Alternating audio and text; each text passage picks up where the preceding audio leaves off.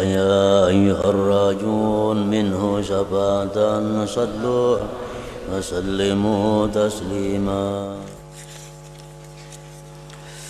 Makna kalamul Imam Al-Ghazali rahimahullah, kalau kamu berkata ayat-ayat dan hadis-hadis menunjukkan bahwa campuran riya itu menghapus pahala dan semakna dengannya bercampur dengan mencari harta ghanimah waktu berperang, perdagangan sambil berperang sambil berdagang, dan keuntungan lainnya.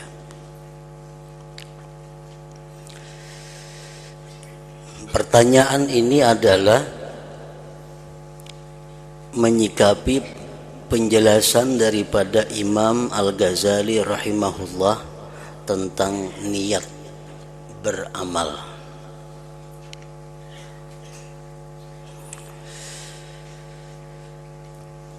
Dalam keterangan Imam Ghazali rahimahullah, beliau menjelaskan bahwa niat beramal itu ada 5 perkara. Kesimpulan yang kita baca beberapa minggu telah lalu, bahwa niat beramal terbagi kepada 5 macam. Yang pertama, niat beramalnya itu ikhlas, semata-mata menjunjung perintah Allah, tidak ada campuran yang lain. Inya puasa, inya bersedekah, inya umrah, inya naik haji, inya menuntut ilmu, semata-mata niatnya itu karena Allah, tidak ada yang lain sedikit pun campurannya. Itu ikhlas, ngarannya murni.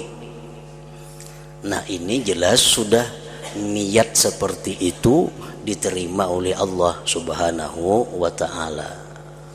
Jelas diterima oleh Allah. Yang kedua, seseorang berniat melakukan amal perbuatan ibadah karena Allah dan karena yang lain.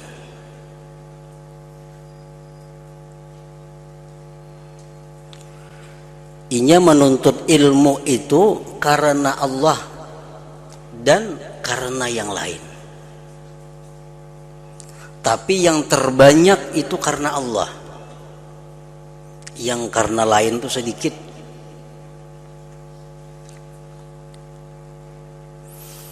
Inya menuntut ilmu karena Allah sekaligus membawa dagangan.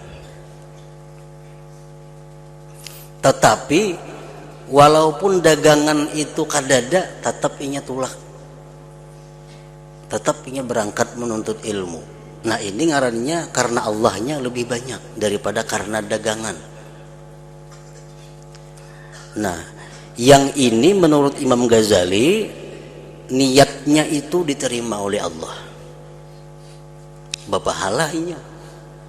Cuma pahalanya itu kada sesempurna yang murni karena Allah semata. Berapa pahalanya tergantung sisanya itu.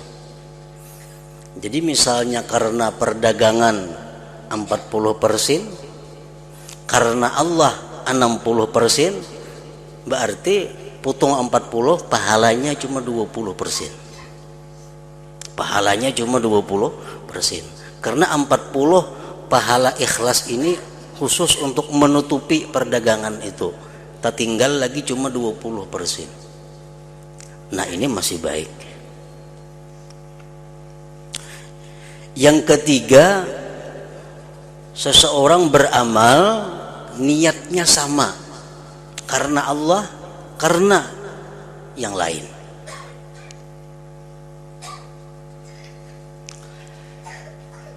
50%, 50%.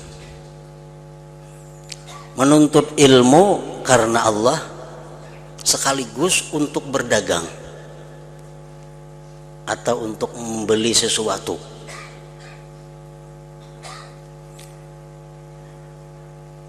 Kalau nya kadada jualan,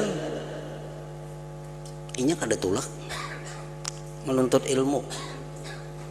Kalau kadirin yang dijualnya pacangan di situnya kada tulak menuntut ilmu. Tapi karena jualan ini ada, karena Allahnya ada, dua itu bergabung jadi satu, lalunya berangkat menuntut ilmu umpamanya. Jadi 50% niatnya nih.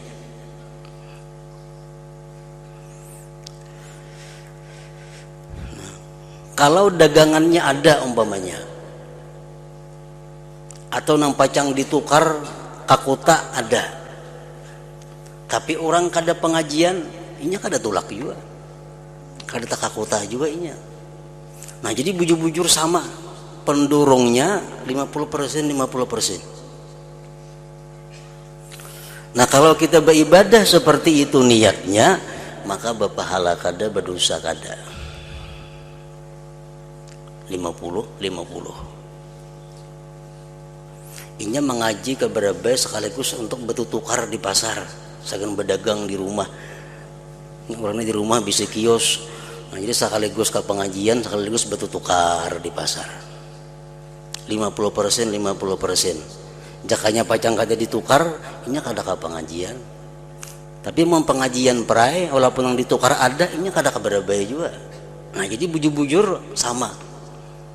Nah kalau macam itu niatnya separuh-separuh, la lahu wala alai, kada ada pahala, kada ada dosa.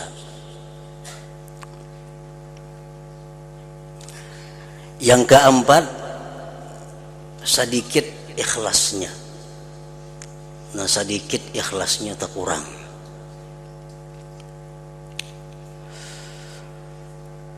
Enam 60% karena yang lain, 40% aja karena Allah.